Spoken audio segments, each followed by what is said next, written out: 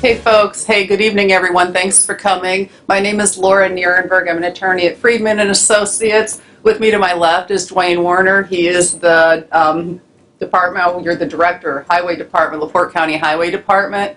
So we've come together to collectively look at the data that's been collected over the past 2 years and then take another look at the ordinance previously numbered 2020-2 and to compile some changes that would behoove everyone, including the stakeholders and the community as a whole. So this is why we're here today. This is a workshop, a public workshop. We will be hosting another one in a couple weeks during the daylight hours. So we'll be sure to notify everyone who's signed up about the date and time for that as well. So this is just going to be an introduction to the changes, and if there's any questions afterwards, either Dwayne or I will be glad to answer them for you, okay?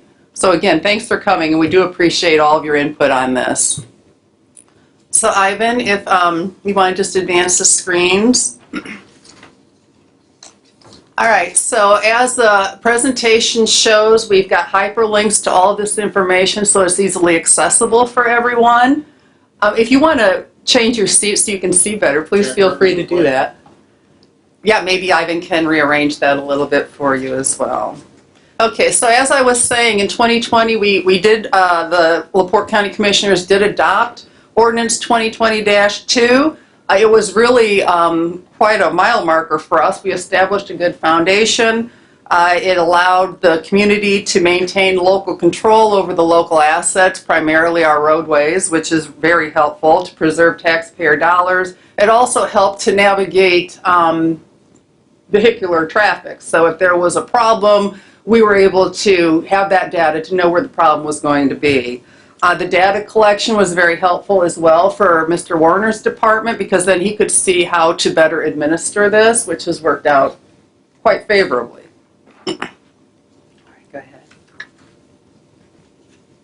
Okay, so the proposed amendments, for those of you who have a copy, we are amending Title 7 of the LaPorte County Ordinance, and this is the traffic code, so everything that falls under that. The link that was available or is available there on right under the title, and I believe that Ivan went ahead and put it in the chat box for those of us on Zoom. You can go ahead and access this information there. It's 3 different documents. The first document is the digest, so this is a broad overview of all of the changes that were made. We're trying to simplify this because if you look at the ordinance itself, it can be a little bit overwhelming. Then we have the fee schedule that Mr. Warner's department put together, so it lays out what the fees will be for each specific scenario.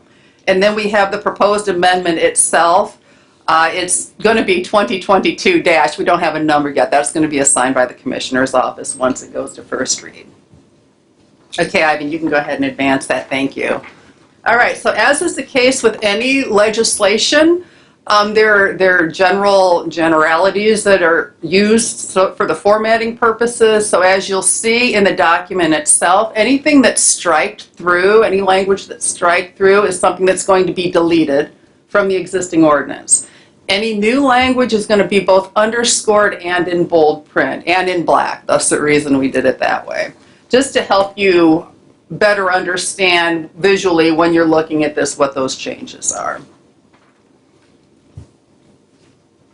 Okay, Ivan, go ahead. Thank you.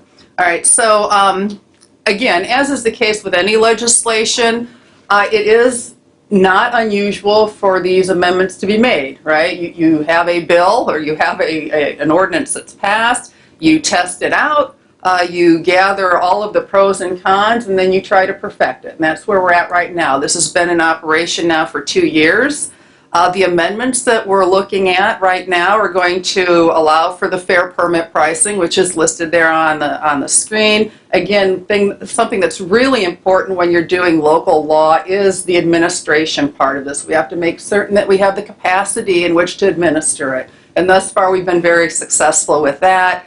There is going to be an increase in costs for violations, for repeated violations, so that too is well articulated in the amended ordinance.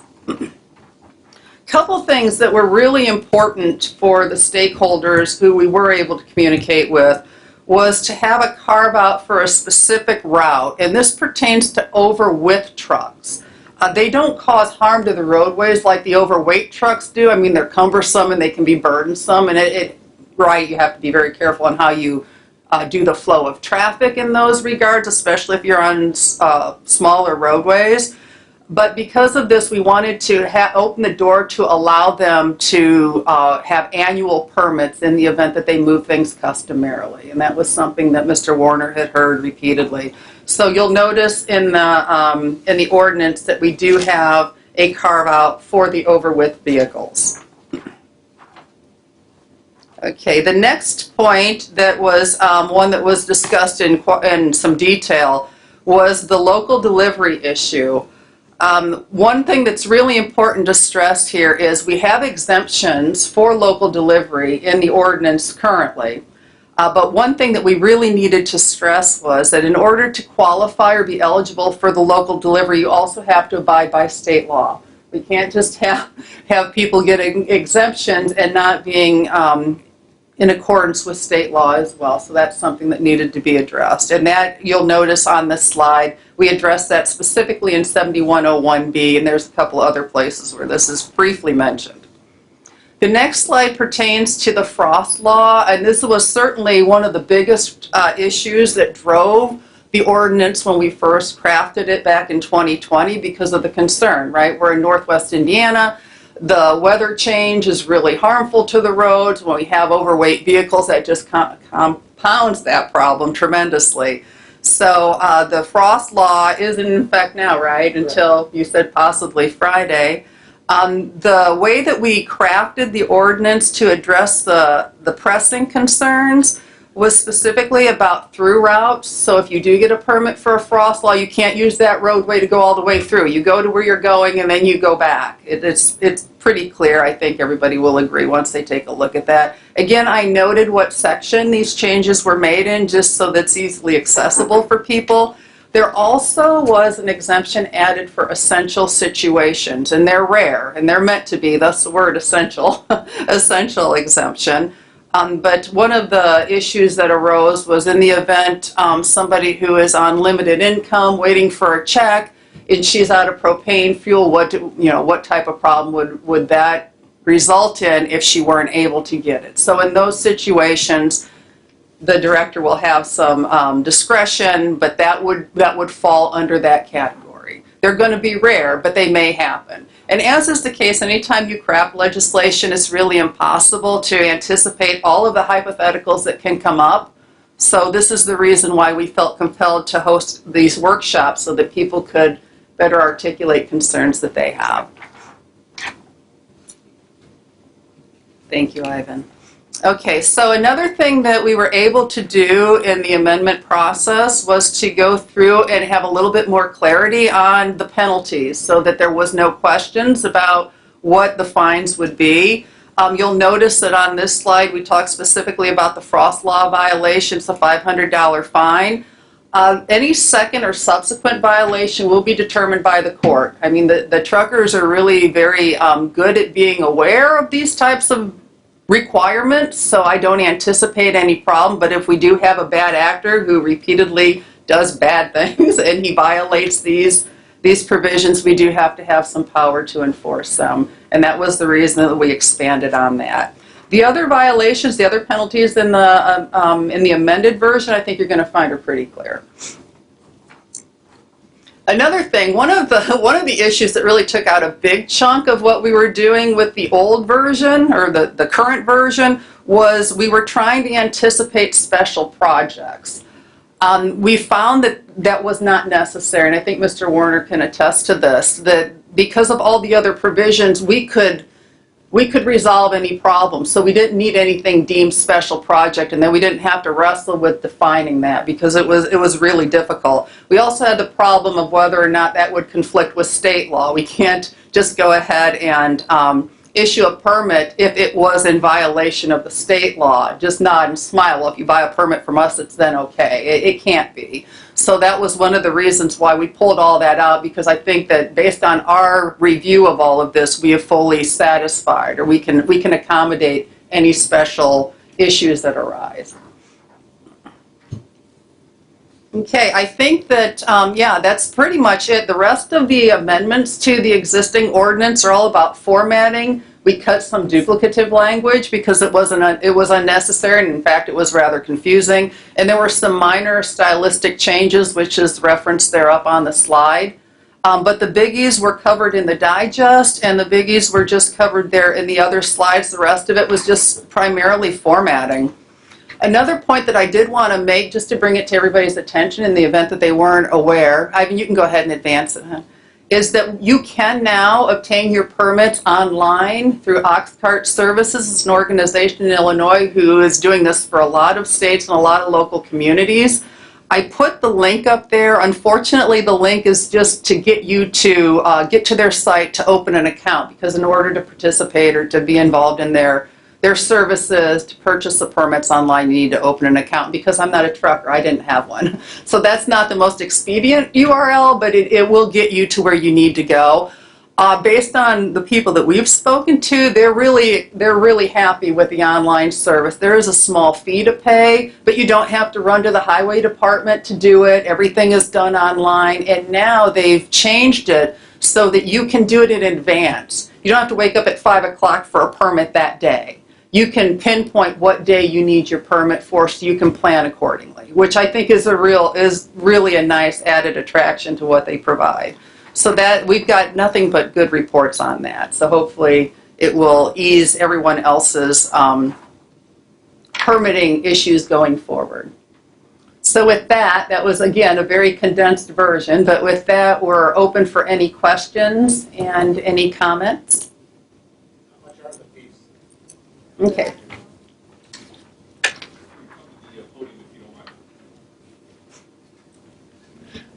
Do you have a copy, an extra one?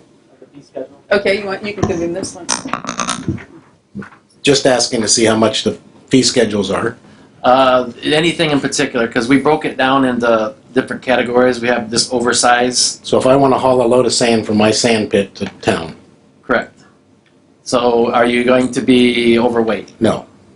So as long as if you're But the frost laws are in effect. Frost law, if you're talking during frost law. Yeah. Right now, currently, we're at if you're over the 25 ton at 5 axles, anything over that then it's a one-time, one load fee. It's $100. And that's fair? For me to have to pay to haul out of my sand pit when other pits, and you know which ones I'm talking about, are exempt. That's not right. How are the other ones exempt? If they're using the same roadway that has a frost They're law? not using the same, no, I see. they don't have a frost law on their I road. see. Okay. Mine has got a frost law. Larry's has got a frost law. These guys got frost laws. It And depends. we're in the same business as he is, or they are. Right. It depends on the location. See, what we had that road before was deteriorated, and we rebuilt that road. I know. And so when we did, we took that into account. If we were there, we had to do it, we had the material, and we just went ahead. And mine was done 18 years ago. That's something we can look into. I mean, Please. I have the discretion to say, to look at that, to say, okay, how is that road? Can it handle it? If it's capable, by all means, definitely. Something that we can talk about, You betcha. please? Yes. Okay. Oh, Because I- it shuts me down all winter long almost. Or at least during the frost For months. those 2 weeks. Yeah, I would encourage you to go to that URL and take a look at all of the scheduling fees. Okay, Okay, so, and all that stuff is going to be readily accessible. okay. All right, and then you can circle back. I got more questions. Go ahead. Okay, so let's just say I'm hauling from Larry's Pit on Seavers Road, Okay. and I have a swimming pool to fill just north on Vale Road. Let's just say Shaker Hills. What route do I have to take now? No frost laws. We're on Seavers, this Larry's? east of Genesis. Yes. He should be able to continue to Vale Road and go right to Shakers Hill. Okay, That's local That's- delivery. that's what we're Correct. trying to Yes. get here. In the same way, coming out of my office, if I have a delivery just north of 20 on Vale Road, which I have one coming up, can I go to Vale and go up to 20 and go across From your location on Ohio Street? on Ohio Street. So it's at the south end of Fail. South end. Technically now, you're in the city limits. So you're gonna use that By portion, 300 feet. right, which regardless, it's still Okay. city. So you're gonna then use part of Fail as a through route to get to the highway, correct? This is not during frost law. Right. Just general during the summer. Right. There's no, on that portion of Fail, there's no truck signs out there for through traffic. I'm assuming. Well, the city limits don't start, the city by transit mix and stuff, correct. that is city. Correct. But you have frost law signs on that road at Fail Oh, and we're 150. back. We're still on frost law. No, I'm just saying, you Oh. put frost laws up Yes. on that north end of Fail at 150. Yes. But I don't think they're on the other end down by me, unless they put them up. But so I want to go from my shop, go east to Fail, north To deliver. across 20 Okay. to fill another swimming So, pool. so you're going to use all of Fail Road south of 20 as a through route. To get to the job just north of 20. Yeah, that's. Right. And see, that's technically can't happen. Okay, That's so do I go around Lincoln Way to Fail? And then north? so you're going to take Lincoln Way to Fail Road so you're going to travel Fail Road from Highway 2 to Highway 20. Correct. And There- go 2 houses north of 20. Right. Technically, that's a through. You're going to use that as a through route. But it's local delivery. Right. That's what we need to fix, because Yes, that's we not don't want to right. use that road for through routes at all. That has been very well established. Residents don't want it. They've been very clear about that. So we're trying to avoid that at all. So do I go over to 175 or 150 and go? That would, I'm not familiar with these roads, Mike, so I can't help you with that. But that's If it's something not, Mr. if Warner there's not a can weight work. limit posted on it, definitely. Okay, we need to know how we can travel these Sure, roads. right. And It don't make sense for me to go all the way to 39 north, all the way to 20, and back over another 10 miles to get to 2 Right. houses I north of think 20. That's kind of where some of the clarifications came in with the no truck symbol Mhm. and or no trucks. That if that is posted, which it is like on Fail Road, that states then that basically it's not a through route, and it specifically says that. So, but if it's a local delivery within that distance between the next and Highway 20, then by all means you can use that road. But it's not meant to be as a thoroughfare for truck traffic. Okay, that's all I have for now. Okay. Thank you. Okay, thanks. Ivan, does anyone on Zoom have any questions?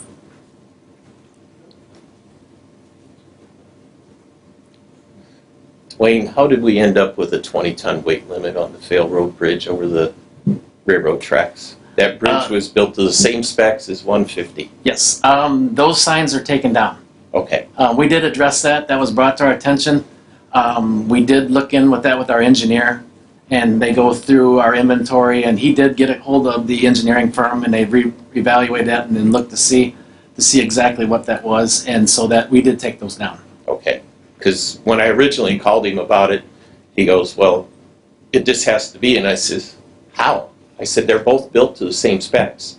Right. And if the guy was still over at the bridge company, I would have been able to have all the specs on it because they built both of them. And it just floored me. Right. I don't know how that all derived, Okay. but since then, it was brought to our attention, and then we looked into it and addressed it. So yes, there's no 20-ton load signs on that bridge. Mhm.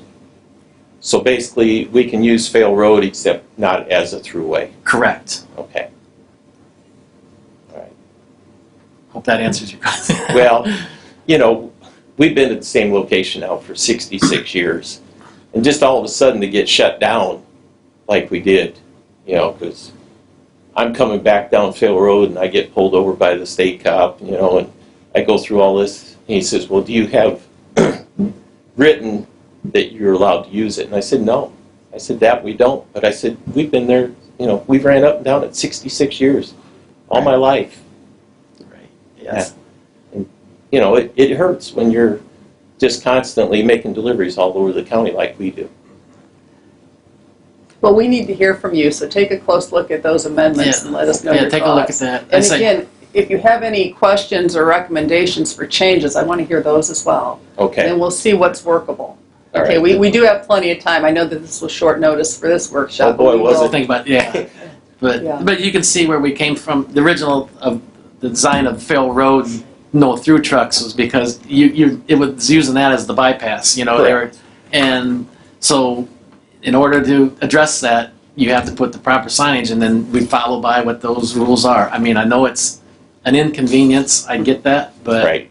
it is what it is. Yeah. I mean, we don't do that to deter, your business or whatnot, nothing directed towards you. It's just the general thing where it's like, that's what was happening, and so we had to address that part of it. Okay. Thank you. You're welcome. Anyone else?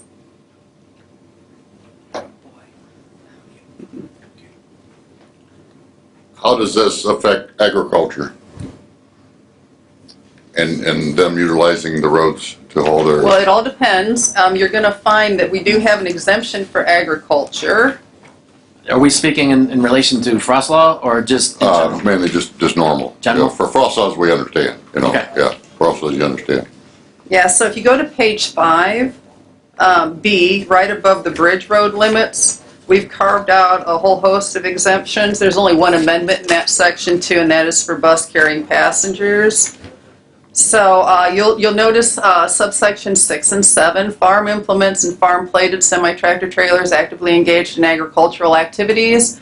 And then then 7 is going to pertain to those non-farm plated vehicles. Commercial vehicles. Yes, that aid in the agricultural activities. Okay, Okay? okay.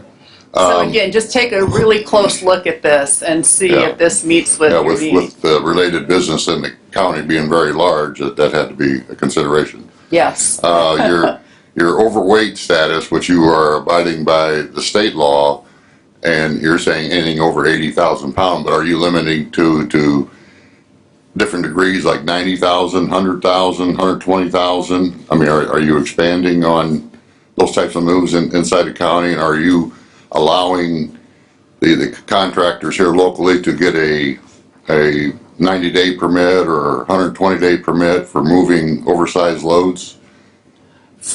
We do, on the fee schedule, we do have for oversized loads. Yes. We do have an annual, Oversized, but underweight.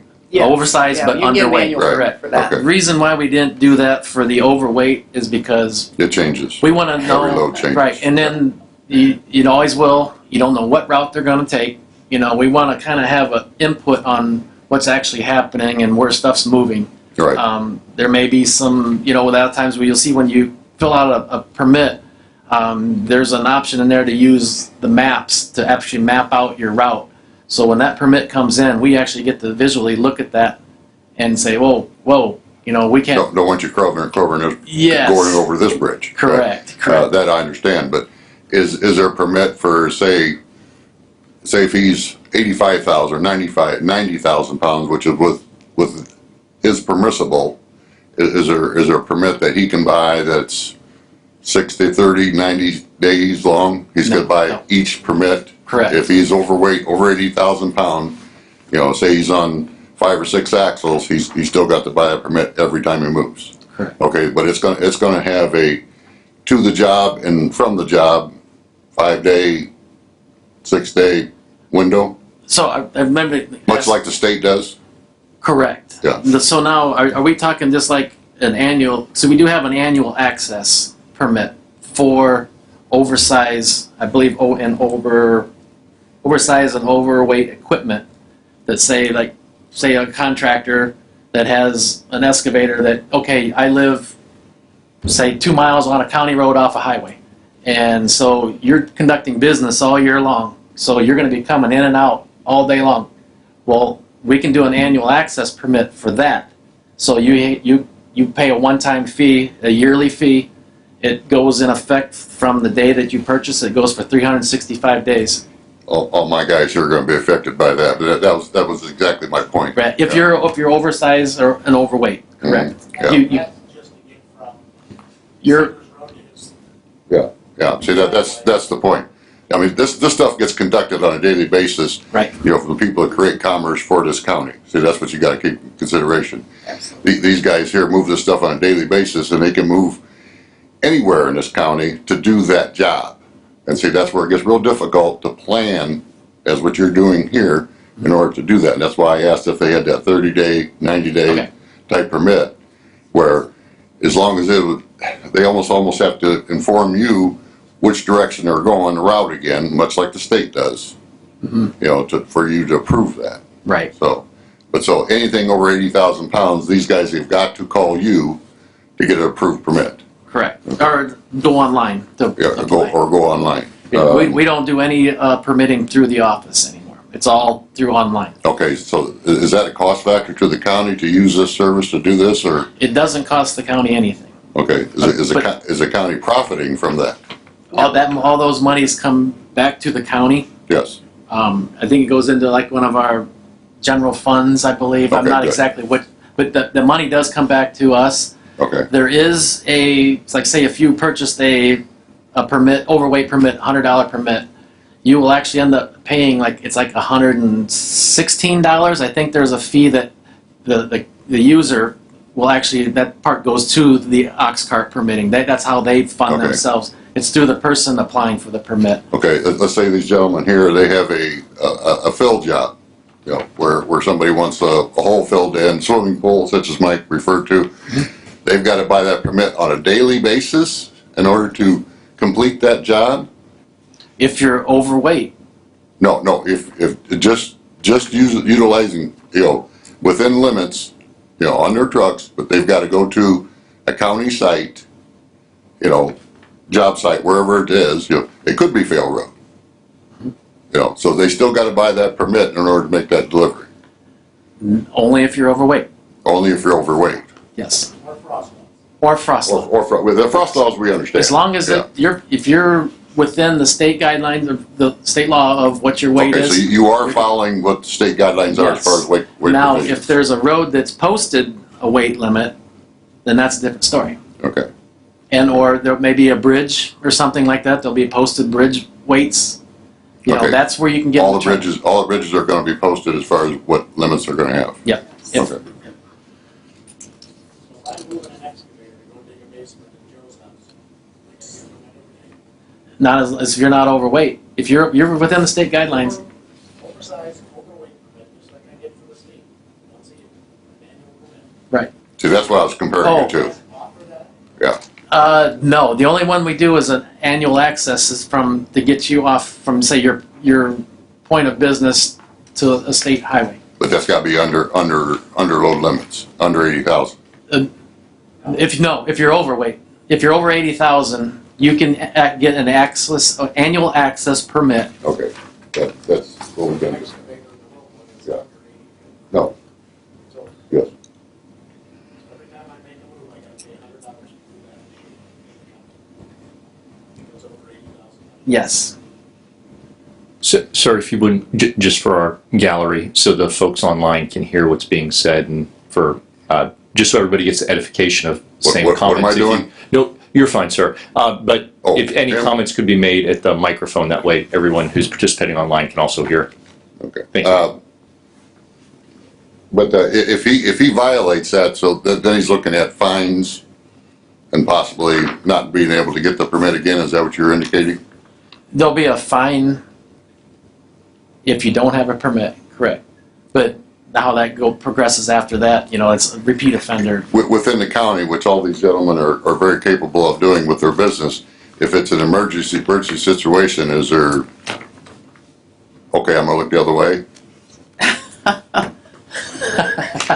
Read the ordinance. Because we have been in that situation. I If understand. you read the ordinance, you're gonna see that many of Yes, these right. things Yes. are discussed. I mean, it's really hard to take hypotheticals like this, but And these people use these companies for such things, be Absolutely. here now. absolutely. Right. So Understood. there is a clause in there for exception of that. Yes, you'll Right. notice that for the frost law, we do have that exemption for extraordinary circumstances, yes. Yes, And Dwayne does have some discretion. You'll see that in the first section of the Right. amended ordinance. but if you read this in its totality, I think a lot of your questions are going to be answered. Okay. That's my hope. If they're not, you're going to write to me and tell me I've what been the involved in a problem lot is. of big moves. You'd be surprised what I can come up with. And that'll be fine. Yeah. Throw them at me. Yeah. We'll see what we can 'Cause do. then you get into the super load stuff, and that's a whole different ballgame by itself. Yeah, that is a whole nother Yeah. conversation, Okay. which we've had, right? We do have the heavy duty roads. Right. Yeah. Basically, what I'm asking is, can these gentlemen conduct business on a regular basis from their home bases without every day going to the phone or permit service to spend goal is to make that as easy as $500 possible. a day just so they can deliver their materials? Understood. Yes. Our hope is that we've streamlined this as best as we can. Because there again, these people do business with the county, Of course. and that's just gonna jack up everything it costs to do, commerce for the county also. So, Yeah, this is my point all around. Yeah. No, I appreciate you saying Yeah. that. It's Fuel's gonna be bad enough this year. You throw this on top of it, they're gonna tell you to bring your shovel and wagon, come get it. Right. You know, Well, they- 'cause in that same vein, the price of repairing roads is going to continue to go up as well. right? they fully understand that. Yeah, They fully, so, they and- drive the roads too. So, I mean, Absolutely. so they understand that. Yeah. Okay, thank you very much. Thank you. Welcome.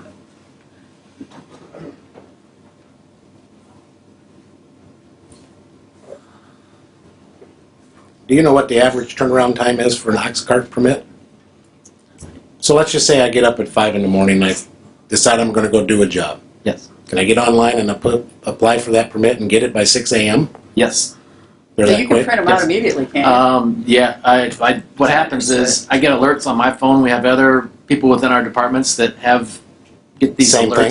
As soon as you apply for that, we get a text and an email. And there's approximately 4 of us, I think, within the department when they come through. So it's usually Make one of that those. decision? Yep. Take a look at it, and it's been as quick as less than 5 minutes. So I get that notification back from the ox cart then? You will get a notification, correct, and then there'll be a printable Form? copy that you have to carry with you in your vehicle. Okay. Thank you. That actually brings up a good point. I have a question about that, Dwayne. Yeah. I know in here it references having a printed copy with you. Since it's being emailed electronically, is it possible to insert language in there so that you can have an electronic copy with you rather than having it printed out? Just because a lot of things, like the state does have electronic copies, so. I don't remember it saying it needed a printed copy. Yeah, I was under the Maybe I didn't. Maybe when I was believe- reading through this, I thought the gist of it was to have it on them. Maybe it's just Yeah, I mean, that would vague be enough that it ideal, could but be. having it on them would also be a Fine with the screenshot. screen, Having okay. it on them would Sure. be electronic, the same way that you maintain all those documents. That just makes sense, Yeah. especially Sure. this day and age. Printing it out, not everybody's gonna have a printer or have Yeah. access to a printer. That's So true. Good question. Yeah, good point. Yeah, and again, with Oxcart, you should be able to get a screenshot immediately when you do it. That was the impression I got. If that's not the case, please let me know. That's something we probably could put in the verbiage. Is it like, I guess you just say on your person, is that already just accepted? See, I don't recall that being in here. It may be. I'll I don't take a remember the look at it. verbiage, but that was Yeah. the impression that I got, was that they're actually needed. Okay, The well, we impression can I came clarify. away with was a Yeah, we can physical clarify copy. regardless, right? Sure. Mm-hmm. That's an easy fix, so yeah.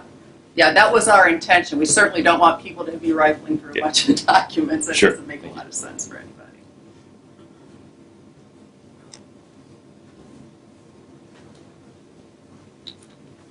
Dwayne, what about the situation where we end up, that it's a decent sized project and we end up with 12 to 15, 20 loads going to this project? Like we had one last year that we were on Johnson Road and then he followed us in at the end of the day. You guys don't have a permit to run these? Well, we're legal as far as weight and everything, but it was multiple loads. So, I realize that people start getting upset once they see Right. the multiple loads being hauled. But it's still, as long as you're not overweight, and oversized, and it's a local delivery, you're Okay. good. It doesn't matter if it's one load or if it's 10. Okay. Yeah. You'll probably get, Yeah. people We're will still start gonna get going, bothered, but oh, what's going on? And they'll call it in, but The job he's speaking about, there was over 30 total trucks, those 3 Yeah. trucks, 10 loads each that okay, yes. day, right down to John's. Sure, yep. So, Okay. you should, thank you. you're welcome. So anyone on Zoom have a question or comment?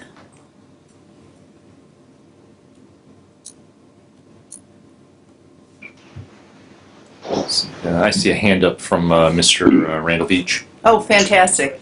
Yes, please. Yeah, on section 70-.17, the permits and fees, it says the supervisor may affix a fee to a permit not found within the fee schedule without pre-approval from the commissioners. I think that's giving an appointed personnel too much control. It's to me, it just seems that should be done by a committee, or it should be in black and white print already. There can't be something that the supervisor has to figure out that quick, that he can turn around and say, give me $100, Joe, it'll be okay. I think it's too vague. Do you want to handle that? I'm. Okay, he is on page 2, subsection D. Remember, this is when we talk about the fee schedule and how, what we didn't want to happen is for somebody to be held up in doing their job, waiting for the fee schedule to be amended through the commission. This was only for a rare situation. We don't even anticipate it to happen, but that was the reason that this was included, because if we have to then wait for the commission to meet and get their approval, meanwhile that truck could be waiting. So this was thrown in just for that purpose. Yeah, I think that maybe you would want that to have to wait, because if it's that rare and that strange, it just seems like having Joe talk to Sam is just too convenient. You know, you're writing a very good adoption here.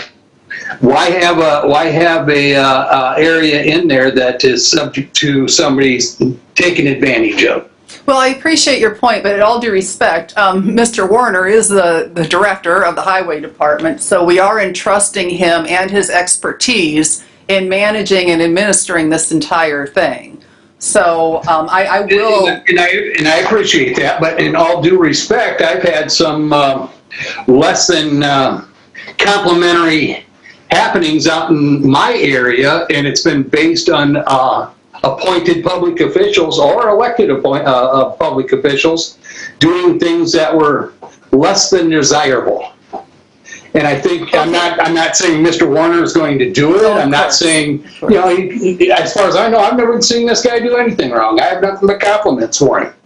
I got you. Okay, Mr. Beach, well, here's what where it could be said. Here's what I would propose. If you feel strongly about this and you would like to submit some language that will help alleviate Mr. Werner's concerns and will also address your problems, I'd be thrilled to look at it. Okay. Okay? And that goes for everybody, right? I mean, that's why we're doing the workshops. We want input. We've been asking for input, but we've got to get everybody together so that we can get it. And there's just not an easy channel to do that. So I appreciate your point. I would like to see what you come up with. Well, thank you. Thank you. Thank you.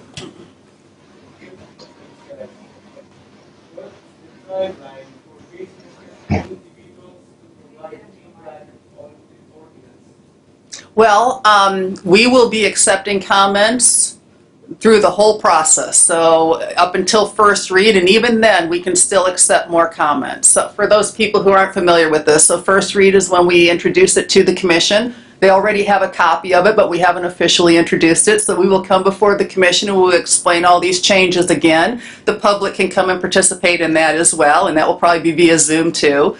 So that will help with those folks who have a difficult time getting here. Then it will go to second read, so we'll have plenty of time.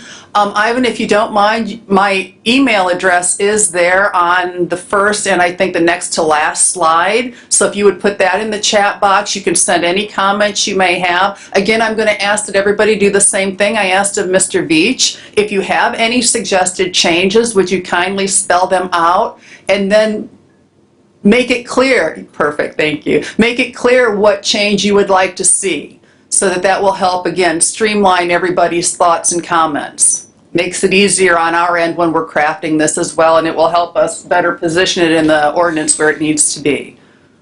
So we welcome them all. I just want them to be as specific as possible so that we know exactly what problem it is we're trying to address. if that makes sense. If not, you can email me and I can provide better clarity. Anybody else? Well, if not, thank you. Again, we've been really wanting to get feedback, and I know it's difficult for everybody to come together to do this, so I'm most grateful for that. Commissioner Haney, thank you for coming. Sheriff, I appreciate your efforts. So if anyone has any comments or questions, please. I really do want to have them. I don't get to hang with the truckers very often, so I'm not certain what's really most hurtful or helpful for you guys. So any information you can provide would be greatly appreciated. Okay? And we will notify you as soon as we know about the next workshop. Okay? Wonderful. All right. Thank you. Thank you. Thank you, everyone.